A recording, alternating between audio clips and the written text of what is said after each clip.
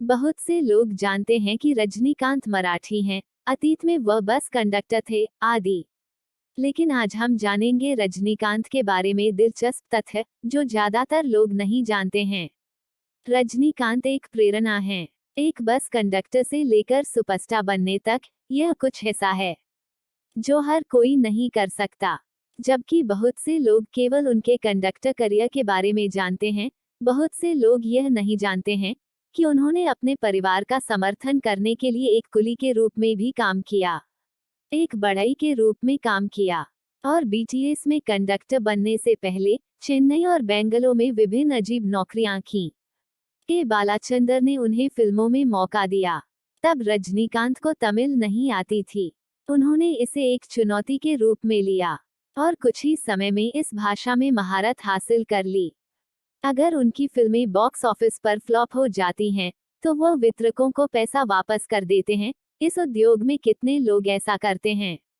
वह बेहद जमीन से जुड़े हुए व्यक्ति हैं, और भले ही वह ग्लैमर की दुनिया में हैं, लेकिन कभी दिखावा नहीं करते। वह न तो विग का इस्तेमाल करते हैं और न ही ऑफ स्क्रीन मेकअप करते हैं। उन्होंने सामाजिक कारणों से कई बार उपवास किया। वह बहुत दान करते हैं और कभी नहीं चाहते कि इसे प्रसारित किया जाए। चुपचाप अपना काम करते हैं। अभिनेताओं की वर्तमान पीढ़ी शायद उनके कुछ गुणों को कभी नहीं अपना पाएगी, लेकिन जीवन के उनके सरल तरीके और सफलता के मंत्र निश्चित रूप से प्रयास करने लायक हैं। इसमें कोई आश्चर्य नहीं कि दक्षिण में हर कोई उन्हें थलाइवा कहता है। रजनीकांत के मामले में, जो वर्तमान परिदृश्य में उपर्युक्त व्यक्तित्वों से कम नहीं है, उन्होंने न तो किसी ब्रांड का समर्थन किया और न ही पूर्णकालिक राजनीति में प्रवेश किया। उन्हें आज सुपरस्टार कहा जाता है। लेकिन क्या आप जानते हैं कि उन्हें पहली बार सुपरस्टार कब कहा गया था? 1978 में उन्होंने पहली बार तमिल फिल्म बैरावी में सोलो हीरो के रूप में काम किया था। यह इतिहास में पहली बार था। तमिल सिनेमा में जब काली त्वचा वाला कोई अभिनेता नायक के रूप में फिल्म में आता है, तो उससे पहले निर्माता और निर्देशक सोचते हैं कि केवल गोरी त्वचा वाले अभिनेता ही नायक बन सकते हैं। फिल्म निर्माताओं और वितरकों के प्रचार के लिए लोग ऐसे अभिनेताओं को ही नायक के रूप में स्वीकार करेंगे। फिल्म के पोस्टरों में रजनीकांत के लिए सुपरस्टार शब्द का इस्तेमाल किया गया और नीचे सुपरस्टार शीर्षक के साथ उनका कटआउट भी बनाया गया। रजनीकांत ने मेकर्स से कहा कि वह ऐसा न करें, क्योंकि वह सिर्फ एक आम एक्टर हैं। लेकिन मेकर्स का कहना था कि यह सिर्फ फिल्म को प्रमोट करने का एक तरीका है। धूम्रपान करते समय अगर कोई महिला रजनीकांत के पास आती है, तो वह सिगरेट फेंक देते हैं। इससे रजनीकांत का महिलाओं के प्रति दिल का पता चलता है। जब उन्होंने बाबा नाम से फिल्म बनाई, तो कई लोगों ने कहा कि वह बहुत ज्यादा सिगरेट पीकर तमिलनाडु के युवाओं को बर्बाद कर रहे हैं। फिर उसके बाद उन्होंने चंद्रमुखी, शिवाजी, रोबोट, कोचाद्यान, लिंगा जैसी किसी भी फिल्म में धूम्रपान नहीं किया। यह अपने गुणों से अद्वितीय है, लेकिन अपने कार्यों से मजबूत है। यही एक मुख्य कारण है कि उन्हें अन्य सितारों के बीच महान माना जाता है।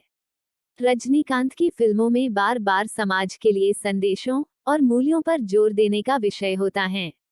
हालांकि अक्सर भोलेपन से, लेकिन जनता के लिए अपील के साथ शक्तिशाली ढंग से चित्रित किया जाता है। माँ के लिए प्यार और सम्मान, जरूरतमंदों और गरीबों की मदद करना, सबसे नेक और शक्तिशाली उपकरण के रूप में कड़ी मेहनत, स्वयं सहायता की शक्ति, भौतिकवाद की कमजोरी या रिश्तों का महत्व, और पैसे से अधिक प्यार और दान जैसे विषयों को बार बार उनके गानों और फिल्मों में खूब प्रदर्शित किया गया। तमिल सिनेमा में कुछ अन्य अभिनेता शैली और विनम्रता के साथ ऐसी नेक संवाद अदायगी कर सकते हैं, जैसे रजनीकांत कर सकते हैं। इस बात पर यकीन करने के लिए लोगों को सोचना नहीं पड़ता है कि रजनीकांत अपनी असल जिंदगी में भी उतने ही नेक इंसान हैं, जितने सिनेमा में हैं। वह कई लोगों के लिए आदर्श हैं। वह आशावाद और सफलता का चेहरा भी हैं। रजनीकांत कभी असफल नहीं होंगे। रजनीकांत एक अत्यंत आध्यात्मिक व्यक्ति हैं। वह अक्सर हिमालय में ध्यान करते हुए एकांत समय बिताते हैं और मीडिया के ध्यान से दूर रहते हैं। उनका मानना है कि वह एक साधारण व्यक्ति हैं और उनके अभिनय कौशल में कुछ भी अच्छा नहीं है और वह अपने साथियों का बहुत सम्मान करते हैं। वास्तविक जीवन में वह अपनी उम्र नहीं छिपाते हैं और बहुत विनम्रता से चलते हैं, जो उनके ऑन स्क्रीन दिखावटीपन के बिल्कुल विपरीत है। रजनीकांत का मानना है कि आयु मात्र एक संख्या है और यदि व्यक्ति में कुछ करने की ठान ले तो आयु का कोई महत्व नहीं है। आपको कड़ी मेहनत के बिना कुछ भी नहीं मिलेगा। बिना मेहनत के आपको जो मिलेगा वह कभी भी फलदायक नहीं होगा।